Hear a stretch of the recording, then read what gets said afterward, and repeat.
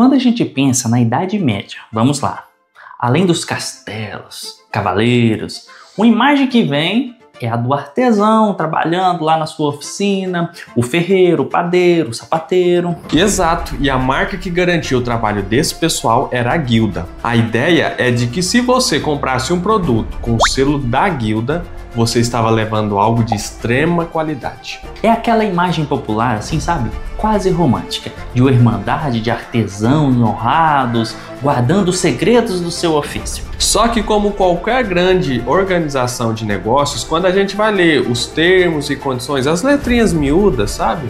Das guildas, a história fica bem mais complexa.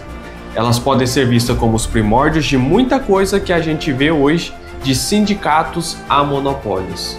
Que coincidência, hein? Então, para nivelar o jogo, o que exatamente era uma guilda?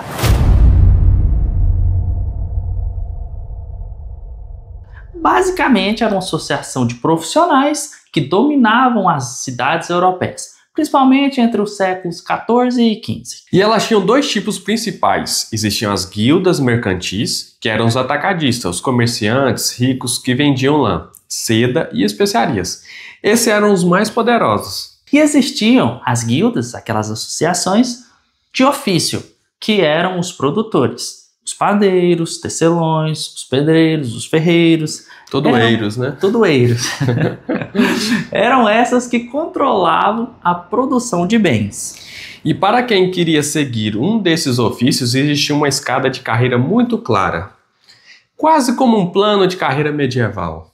Chique, hein? Começavam como aprendiz, muitas vezes um jovem, ainda criança ali, que ia morar com um mestre assim chamado por 7 a 10 anos. Em troca de moradia e comida, ele aprendia o ofício, trabalho não remunerado.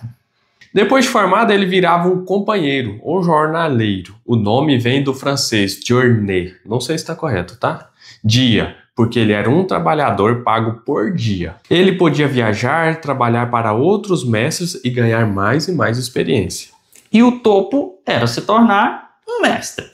Para isso, o companheiro tinha que apresentar a sua obra-prima para o conselho da guilda, aquela associação.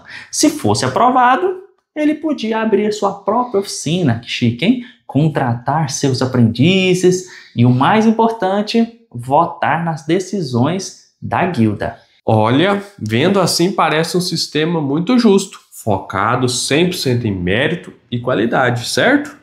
Até aí sim. E esse sistema de fato trazia benefícios visíveis. O primeiro era a padronização. O cliente sabia o que estava comprando. Tem um registro da guilda dos tecelões de Londres do século XIV que dizia: nenhum homem da tecelagem deve fazer um pano de qualquer outra largura que não seja de 2 varas. Fecha aspas. Além disso, as guildas funcionavam como uma rede de segurança social. Se um mestre morresse, a guilda frequentemente cuidava da viúva e dos órfãos, pagava o funeral, era uma mistura de escola técnica com clube social. Ao mesmo tempo, o objetivo principal dessas organizações era outro: controle econômico. Na prática, as guildas funcionavam como cartéis locais, feitos para eliminar totalmente a concorrência. Elas ditavam tudo. O preço final dos produtos era fixo, nenhum mestre podia dar desconto, as horas de trabalho eram reguladas. Monopólio verdadeiro, né? Trabalhar à noite ou usar ferramentas eficientes demais era proibida. A ideia era que ninguém podia produzir demais ou mais rápido, porque isso poderia dar a ele uma vantagem e desestabilizar o preço que todos concordaram em cobrar. Isso nos leva a um ponto central, gente. A inovação era vista como uma ameaça. A qualidade da guilda era, na verdade, padronização. Isso é um ponto muito importante. O selo de qualidade, na verdade, era uma padronização. Qualquer coisa fora daquilo não está de acordo. Isso. Existe um relato de 1579 da cidade de Denze. Um inventor criou um tear que podia tecer vários fios de uma vez, algo que hoje chamaríamos de progresso. Lembrando, tá, pessoal, que isso aí é um relato. Não achei nenhuma evidência, um fato que comprove, tá? É um relato da de era qualquer medieval. forma, em algum momento surgiu, né? Com certeza. Porque hoje a gente já está muito mais à frente. Mas qual que foi a reação do conselho da guilda? Eles temiam que a máquina levasse artesão à pobreza, ou que reduzisse os lucros dos mestres. O relato diz que a invenção foi suprimida e o inventor secretamente estrangulado ou afogado. E aquela escada de carreira meritocrática também tinha suas barreiras. A obra-prima não era só um teste de talento. O companheiro tinha que pagar do próprio bolso pela matéria-prima. Se você fosse um ourives, tinha que comprar o ouro. Se fosse um armeiro, o aço para a armadura completa. Muitos passavam a vida inteira como empregados sem conseguir juntar o dinheiro para comprar seu status de mestre. E pasmem, mesmo que você tivesse ralado, dado duro, juntou suas economias, tivesse feito, entregou sua obra-prima, mesmo que ela fosse perfeita, os mestres podiam simplesmente reprovar o candidato dizendo que a cidade já tinha, talvez, sapateiros demais ou armeiros demais. A cidade já tem armeiros demais, se entrar mais um vai desestabilizar nossas economias. Na prática, era muito fácil ser aprovado, se fosse um filho de um mestre ou se casasse com a filha de um mestre. As guildas rapidamente se tornaram um clube fechado, um negócio de família. E elas perseguiam ativamente quem tentasse trabalhar fora do sistema. Se um artesão independente chamado de Raposa tentasse vender seus produtos... Os fiscais da guilda tinham o poder de confiscar seus bens, destruir sua oficina e expulsá-los da cidade. Mulheres, judeus e a maioria dos estrangeiros eram, por regra, barrados de se tornar mestres. Esse poder todo não era somente econômico, era político. Em cidades ricas como Florença ou Londres, as guildas mais poderosas, como as dos banqueiros ou comerciantes de lã, essencialmente governavam a cidade. Elas tinham milícias armadas. Em algumas séries e filmes a gente consegue ter uma ideia que retratam isso. Exatamente. A lógica de monopólio era tão extrema em algumas cidades, registravam até, segundo relatos, tá, pessoal? Registravam guildas até de mendigos, para conter quem podia pedir esmola ou não e que região podia pedir para evitar uma concorrência desleal.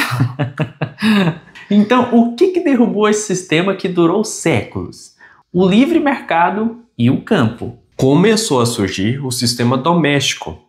Um comerciante rico de fora da guilda comprava lã e a entregava para famílias camponesas longe do controle da guilda na cidade.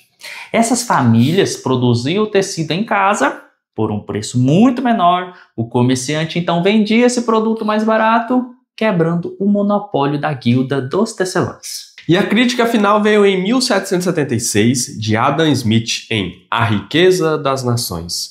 Ele definiu as guildas como o oposto do livre mercado. Tem uma citação dele que resume tudo.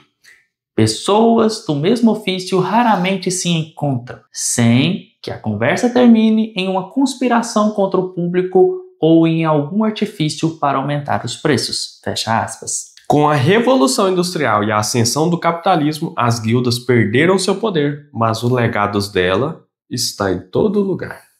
Quando vemos um sindicato moderno lutando por direitos, piso salarial e segurança no trabalho, isso é um herdeiro direto do lado rede de segurança social das guildas.